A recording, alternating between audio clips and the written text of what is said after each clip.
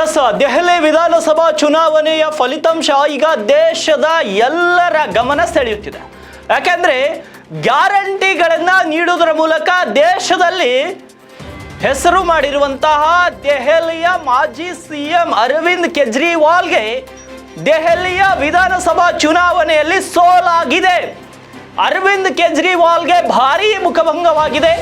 ನವದೆಹಲಿ ಕ್ಷೇತ್ರದಿಂದ ಬಿಜೆಪಿಯ ಪರ್ವೇಶ್ ವರ್ಮಾ ವಿರುದ್ಧ ಅವರು ಕಣದಲ್ಲಿದ್ರು.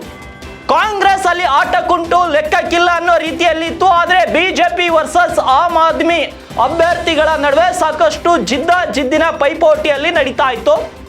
ನವದೆಹಲಿ ಕ್ಷೇತ್ರದಿಂದ ಬಿಜೆಪಿಯ ಪರ್ವೇಶ್ ವರ್ಮಾ ಅಲ್ಲಿ ಗೆಲುವನ್ನ ಸಾಧಿಸಿದ್ದಾರೆ ಅರವಿಂದ್ ಕೇಜ್ರಿವಾಲ್ ಅವರ ವಿರುದ್ಧವಾಗಿ.